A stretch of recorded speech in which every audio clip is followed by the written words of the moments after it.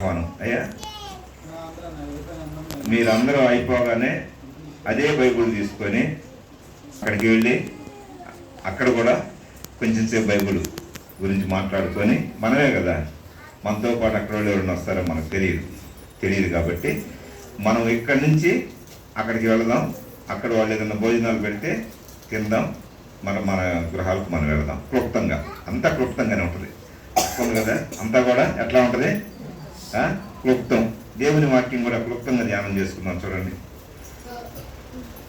ప్రసంగి గ్రంథం 5వ అధ్యాయం. ఎందుకో నేను మత్తయి సువార్తలో చెప్దాం అనుకొని నేను అసలు ధ్యానం కూడా చేసే ఉదయం పరిశుద్ధాత్ముడు నన్ను అంగీకరించాల. ఇక్కడికి వచ్చిన తర్వాత క్లుప్తంగా యుక్తంగా చెప్పాలా, పరిశుద్ధాత్ముని మళ్ళీ తొక్కపరచకూడదు. చూడండి, 5వ అధ్యాయం. ఇక్కడ కూర్చున్నప్పుడు కూడా 13వ వచనం నుండి 17వ వచనం వరకు చదువుదామని నా ఆశపడ్డా. అన్నయ్య ప్రకటన తర్వాత మళ్ళా ఎట్లా మారింది చూడండి, 18వ వచనం నుంచి 20వ వచనం. అసలు చూడు ఎట్లా మారిపోయిద్దో. ఒకటి అనుకుంటాం, ఇక్కడికి వచ్చినా ఒకటి చెప్పాలి, ఇంకోటి చెప్పాలని పరిశుద్ధాత్ముడు చెప్పాడు. ప్రకటన అయిన తర్వాత పరిశుద్ధాత్ముడు ఏమన్నాడు, అది కాదు ఇది అన్నాడు. దానికే పరిశుద్ధాత్ముడు మాట్లాడటం అంటే ఏదో పెద్దగా చేయటం కాదు, లోన మన మార్పు అవకాశం. చూడండి, అందరూ చూడాలి బైబుళ్ళు. ఈసారి అందరూ బైబుళ్ళు ఉంటాయి. థ్యాంక్స్ చెప్పాలి అన్నిటికీ. 5వ అధ్యాయం చూడండి ఒకసారి. మరియు కోరదగినదిగాను చూడముచ్చట వైనదిగాను నాకు కనబడినది ఏమనగా, చూడండి జాగ్రత్తగా చదువుతున్నా. మరియు కోరదగినది గాను చూడముచ్చట అయినది గాను నాకు కనబడినది ఏదనగా, దేవుడు తనకు నియమించిన ఆయుష్కాల దినములన్నీ ఒకడు అన్నపానములు పుచ్చుకొనుచు తన కష్టార్జితమంతటి వలన క్షేమముగా బ్రతుకుచుండుటయే, ఇదియే వానికి భాగ్యం. మరియు దేవుడు ఒకనికి ధనధాన్య సమృద్ధి ఇచ్చి దాని యందు తన భాగము అనుభవించుటకును అన్నపానములు పుచ్చుకొనుటకును తన కష్టార్జితమందు సంతోషించుటకు వీలు కలుగజేసిన ఎడల అతనికి ఆ స్థితి దేవుని ఆశీర్వాదము వలన కలిగినదనుకొనవలెను. అట్టివానికి దేవుడు హృదయానందము దయచేసి ఉన్నాడు గనుక అతడు తన ఆయుష్కాల దినములను జ్ఞాపకము చేసి కొనడు.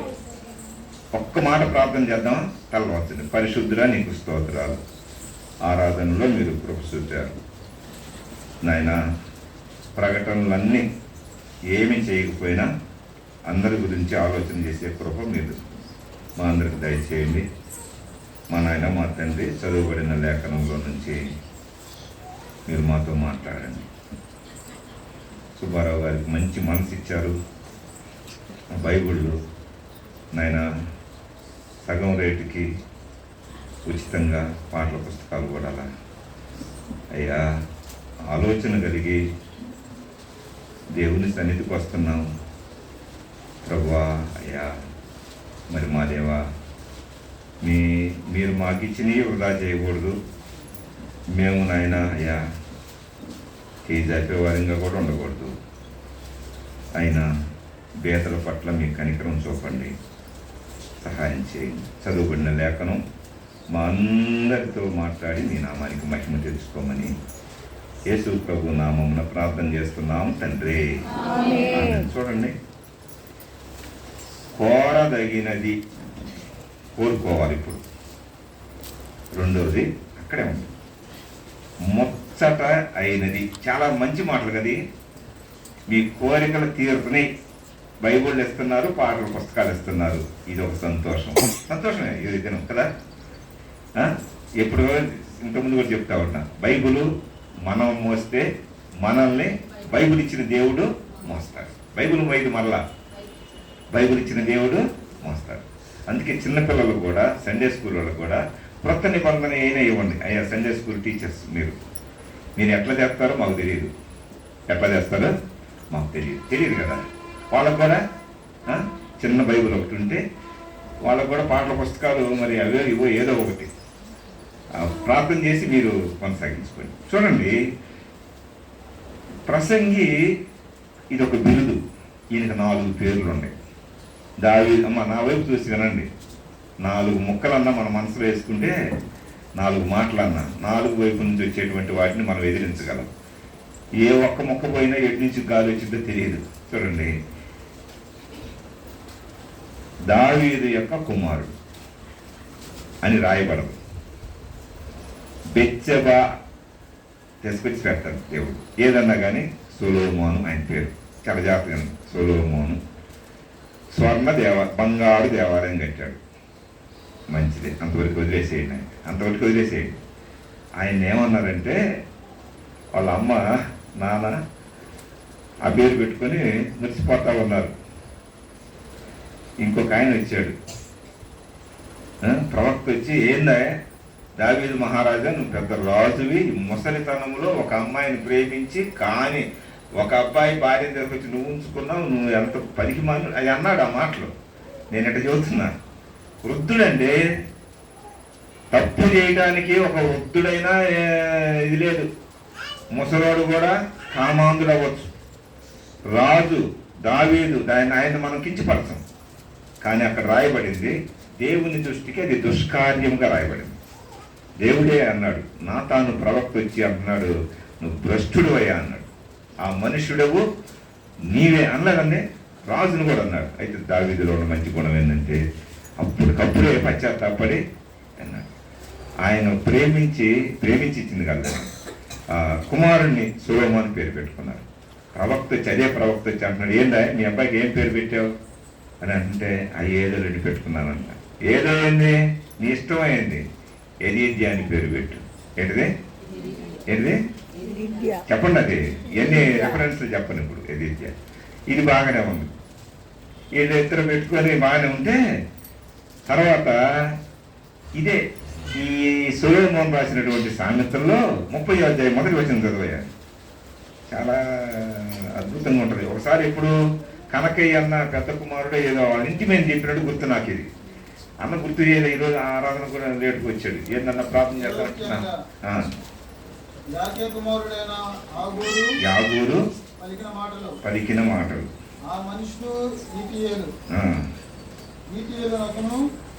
ఒక మాట చాలే కదా, అంత ఎందుకని. రాజైన లెమూయేలు మాటలు. ఈయనకి ఇంకొక పేరు పెట్టింది తల్లి. ఏం పేరు పెట్టింది? లెమూయేలు. ఏమేలు? మొదటి పేరేంది? సొలొమోను. రెండో పేరేంది? ఏం పేరు? ఎదీద్యా. మూడో పేరేంది? మూడో పేరు ఇదిగో ఇప్పుడు వచ్చింది కదండి. ఏం పేరు? ఏమని రాయబడింది? లెమూయేలు. ఏం పేరు? లెమూయేలు. అసలు ఇవన్నీ నాకు వద్దులే అమ్మా, నిలబోకండి, ముగిస్తాను నేను, వెంటనే అయిపోయింది. ఆయనకు 4 పేర్లు ఉన్నాయి. ఆయన రాసింది ఏందో 2 మాటలు చదువుకొని వెళ్ళిపోతాడు. ఇదంతా చూసి ప్రజలు అన్నారు, ఏందయ్యా మీ ఇష్టం అయింది, దావీదా నీ ఇష్టమా నీ పేరు పెట్టుకోవటం మీ కుమారుడికే? అమ్మా తల్లి బచ్చబా మీ ఇష్టమా? ఏమ్మా అటు చూడటం మీ ఇష్టమా అంటలా నేను. ఇటు చూడండి, అటు ఏదేదో అక్కడ ఏం తినే ఏం మాట్లాడేదిగా పోతున్నాయా? వినండి అమ్మా తల్లి, మేము టీచర్లం కాబట్టి మాకు మా వైపు చూస్తేనే మాకు ఆనందం. మేము కూడా మీ వైపు చూస్తే నా కళ్ళు మూసి చెప్పడం రాదు, చెవులు మూసుకొని చెప్పడం కూడా రాదు.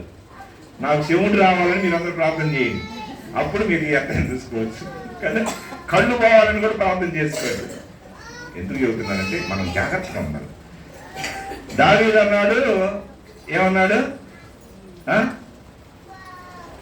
సొలొమోను అన్నాడు.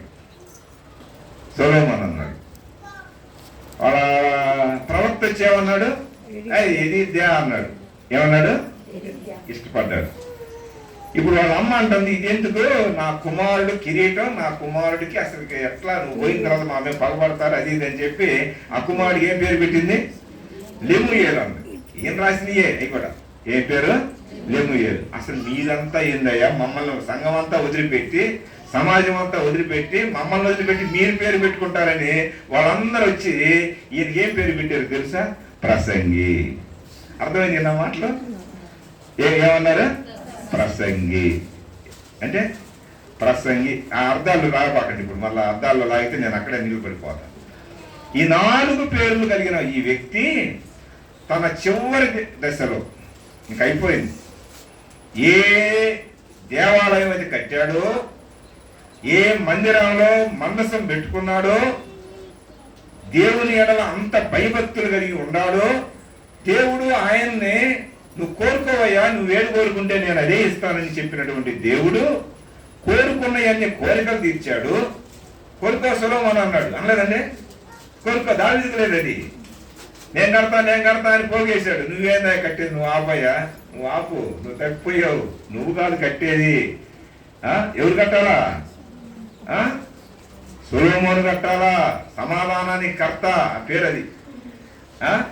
ఇంకా చాలా పేర్లు ఉండేది. నువ్వు కట్టకూడదా, నీ నీ నీ దగ్గర నుంచి వచ్చి ఆయన కడతాడంటే దావీదుకు మౌనం అయిపోయాడు. మొత్తం అక్కడ పెట్టాడు. అబ్బాయి ఇదిగో ఇది ఇచ్చాను జాగ్రత్త అని చెప్పాడు. ఇక ఆయన మౌనం అయిపోయి ఈయన కట్టాడు. కట్టిన దేవాలయం బంగారంతో పొదిగాడు. ఎంత బంగారం, మణులే అక్కడ టన్నులు రాయబడింది. దాని గురించి ఒకసారి ధ్యానం చేద్దాం. అంత టన్నులతో కట్టి ఆ దేవాలయం దగ్గరకు వచ్చి దీర్ఘ ప్రార్థన కూడా చేశాడు ఆయన. ఎంత ప్రార్థన చేశాడంటే దేవాలయాన్ని ఓపెన్ చేయడానికి, దేవాలయం ప్రతిష్ఠ చేయడానికి. ఇప్పుడు మనం ఆ ఇల్లు ప్రతిష్ఠ చేయడానికి వెళ్తున్నాం. ఇల్లే రైట్, ఇల్లేదే అంటుంది అక్క, మా అక్క. ప్రతిష్ఠ చేయడానికి వెళ్తున్నాం. ఇంక వెళ్ళాలి, ఇక తప్పదు. ఆ దేవాలయం ముందు కన్నీళ్ళు విడుస్తున్నాడు. కన్నీళ్ళు విడిచి చెబుతున్నాడు, అయ్యా ఎవరైనా అన్యులైనా వచ్చి ఇక్కడికి వచ్చి ఈ దేవుడు మా దేవుడు మాకు మేలు చేస్తే బాగుండు అని అనుకోగానే కోరిక తీర్చయ్యా అని చెప్పేశాడు. అలాంటి ఆయన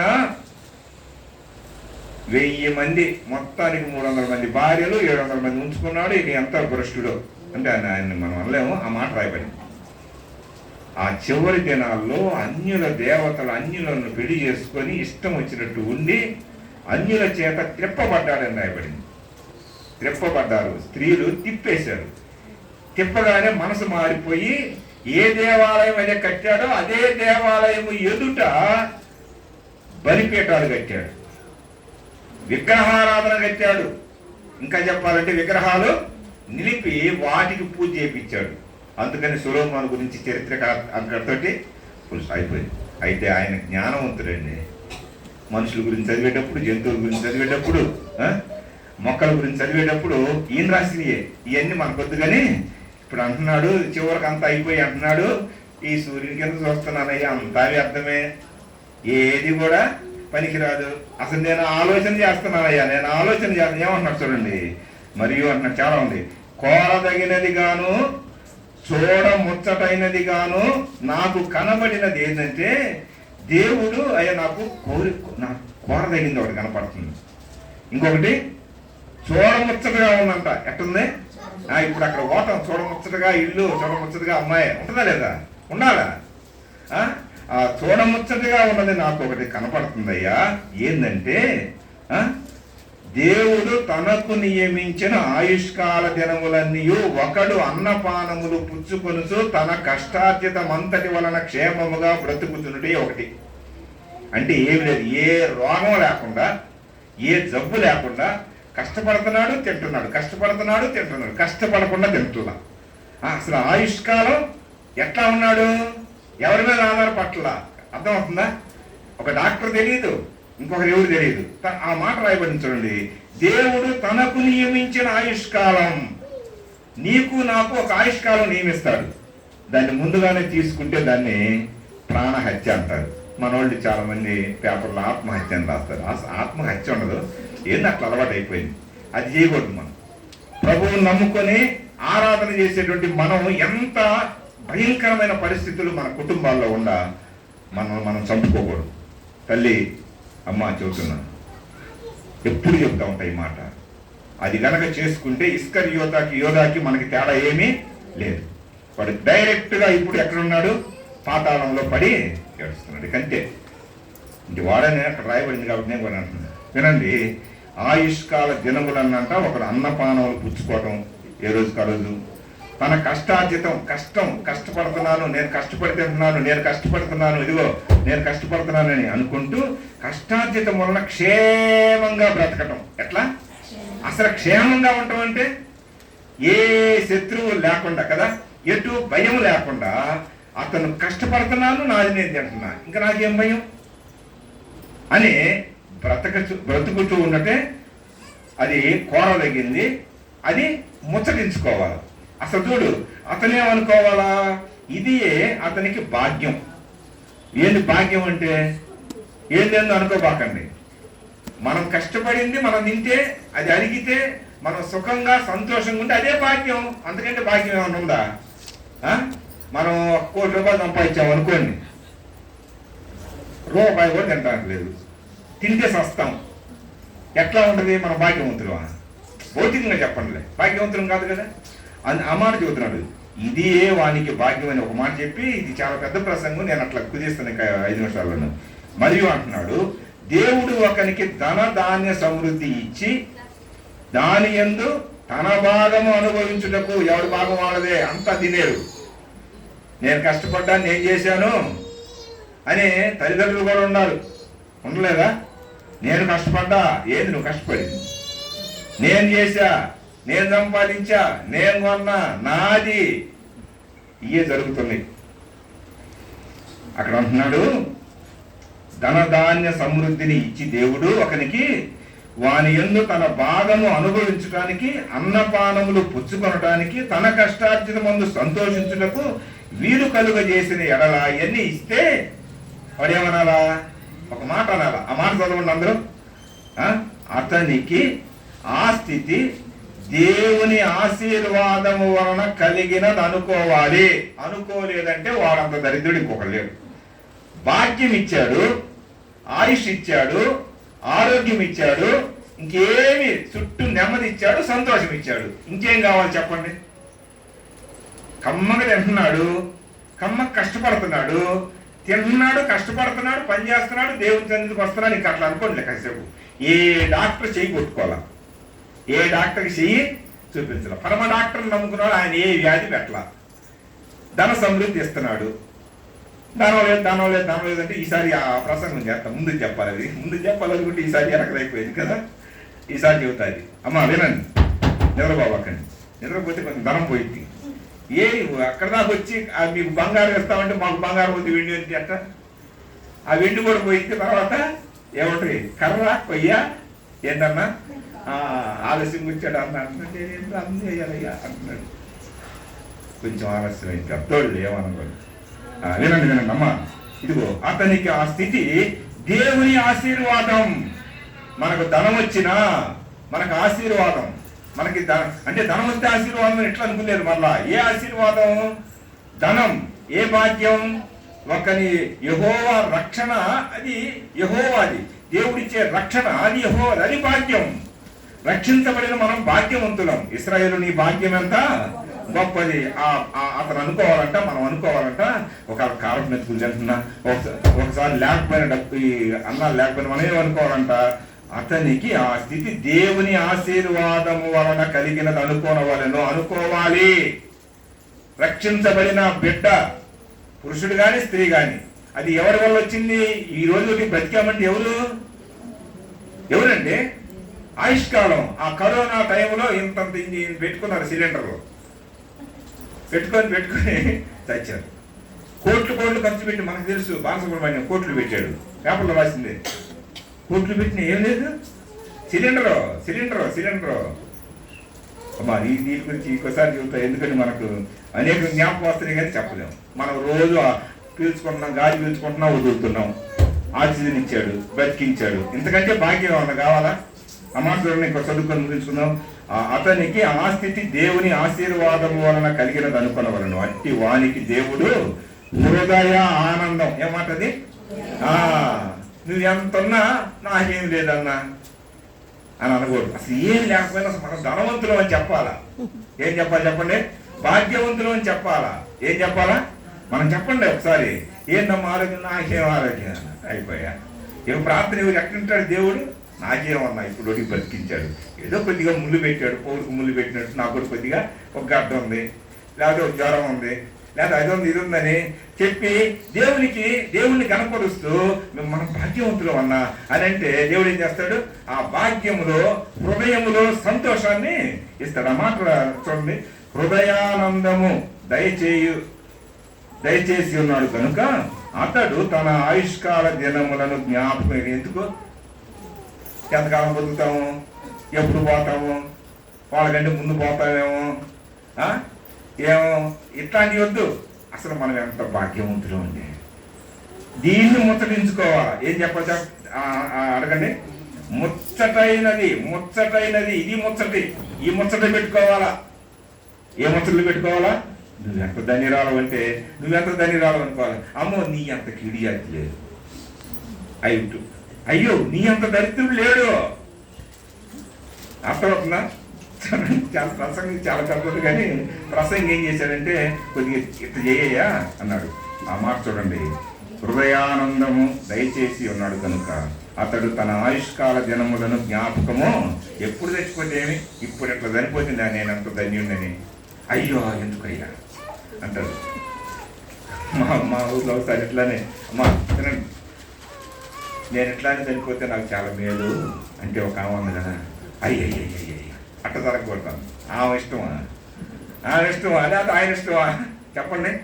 ఎంత ధన్యులు అంటే దేవుని పని చేస్తా దేవుని సన్నిధిలో, అది కూడా ఆదివారం కదా, సంఘం ఏర్పడింది, ప్రభు వెళ్ళింది, ఆయన దగ్గరికి వెళ్తుంది. ఎంత సంతోషం. వెళ్ళాలని మనం కోరుకోవట్లా. ఒకవేళేమో నిర్ణయించాడు, తెలియదు కదా. తెలుసా అండి ఎవరికన్నా? తెలుసా? నీ ఆయుష్కాలం తెలుసా? నా ఆయుష్కాలం మీకు తెలుసా? ఈ ఆయుష్కాల దినములో మనం భాగ్యవంతులుగా ధనవంతులుగా భాగ్యాన్ని పోగొట్టుకోకుండా హృదయ ఆనందముతో ఈ రోగాలు ఎన్ని ఉన్నా కానీ వాటిని పక్కన పెట్టి ఏమనుకుంటా బతకాలి? కోరదగిన దేవుడి దగ్గరికి వచ్చాము, కోరికలు తీరిని, ఇంకే కోరిక లేదు. ఇంకేమనుకోవాలా? ముచ్చటైంది మాకు. అసలు ముచ్చటండి, మందిరంకి వెళ్తేనే ముచ్చట్లో. ఏం ముచ్చట్లో? ఒకసారి చెప్పాను మీకు ముచ్చట, గుర్తుందా? ఈసారి గుర్తు చేయండి. ద్వితీయోపదేశకాండంలో అమ్మ అర్థం చేసుకోండి, మనం ఎంత భాగ్యవంతులం. ఆయుష్ ఇచ్చాడు, ధనం ఇచ్చాడు కదా, సంతోషం, హృదయ సంతోషంగా ఉన్నాం. కళ్ళ వంచని ప్రార్థన చేసుకుందాం. మీరందరూ ఎక్కడికి వెళ్ళాలా? మళ్ళీ ఇక్కడ అయిపోయింది, మళ్ళీ అక్కడ ఉంది, అక్కడ దంపుడు ఉంది, ఇక్కడ దాకా తలలు కొట్టి మళ్ళీ ఆడకనుకోబాకండి. ఆ మాట అన్నారా మన ప్రార్థన కొద్ది కూడా దాటదు. మనం ప్రార్థన చేద్దాం, తలలు ఉంచుతాం, కళ్ళు మూసుకోండి. పరిశుద్ధుడా నీకు స్తోత్రాలు.